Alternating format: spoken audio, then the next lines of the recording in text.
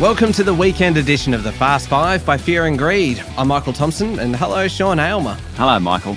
Sean, on weekdays, it's all about the Fast Five, the top 5 business stories in 5 minutes. On the weekend, we still keep it to 5 minutes, but we do things a little bit differently. We're going to pick out the biggest story of the week, the sleeper story, which is one kind of flying under the radar a little bit, the most remarkable story, and our favourite story. So let's jump straight into it. What was the biggest story of the week for you, Sean?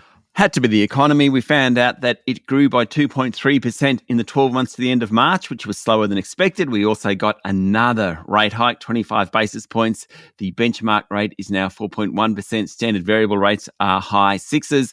We got stories of mortgage arrears increasing, including one from Peter King of Westpac. Where are we up to? Well, rates still might rise in an effort to get inflation lower, and that might be more than one rate rise. There's a real risk that the economy could go into recession. It will be mild, but a recession nonetheless. We're also likely to find job losses in coming quarters. It's going to be very tough 2023, Michael. Yeah, certainly will be. Look, my biggest story of the week is probably the second biggest because yours is by far the biggest of the week. There were some major reforms this week in payments announced. Basically, the government treasurer, Jim Chalmers, will give the Reserve Bank more power to regulate companies operating in this space, recognising that payment providers go well beyond banks to include things like Apple and Google and all your buy now, pay later players. It's kind of big news because it's the biggest reform in a quarter of a century to this space. Probably doesn't quite compete with everything that's going on in the economy right now, though. Good story, though.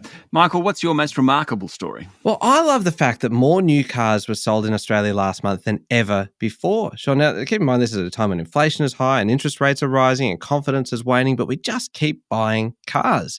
New vehicle sales were up 4.3% for the first 5 months of this year. We had nearly 500,000 cars sold in just 5 months. We have an addiction to new cars, Sean. We've got global production ramping up again with the COVID era supply chains kind of moving past all those. We're getting our fix of new cars. Big jump in all buyer market segments, private, business, government and rental. Everyone's buying.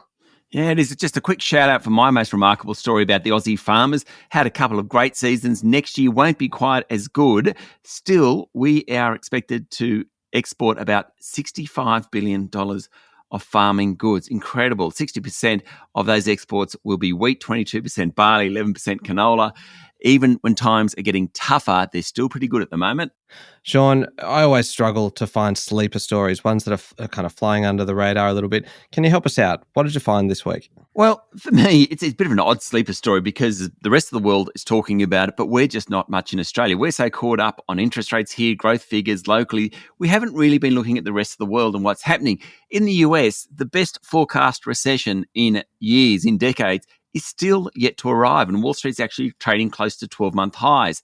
There's just more confidence about the world's largest economy at the moment. European economies are doing well. The Euro Stoxx 50, which measures the biggest 50 companies, is also close to record territory, but the real sleeper is Japan. It's been stagnant for decades. This week, its share market, the Nikkei, hit its highest level since 1990. It's up 23% this year. It's had some big investors throwing money into it as well, including Warren Buffett's Berkshire Hathaway. Just seems that the global economy might not be quite as bad as we thought. That is a great story, Sean. Thank you, Michael. Let's move on to favourite story this week. Mine's quite a humble story, really. It is about checks. And it is about the fact that the checkbook was pretty much read its last rites this week. The government will transition all transactions to digital by 2028. Total end to the use of checks planned for 2030. It had to happen. Just 0.25% of transactions are carried out with checks these days. And you had Treasurer Jim Chalmers talking about Australia needing payment systems that are modern and world-class and efficient and safe and trusted and accessible and all this kind of thing. All words that cannot be used to describe a check.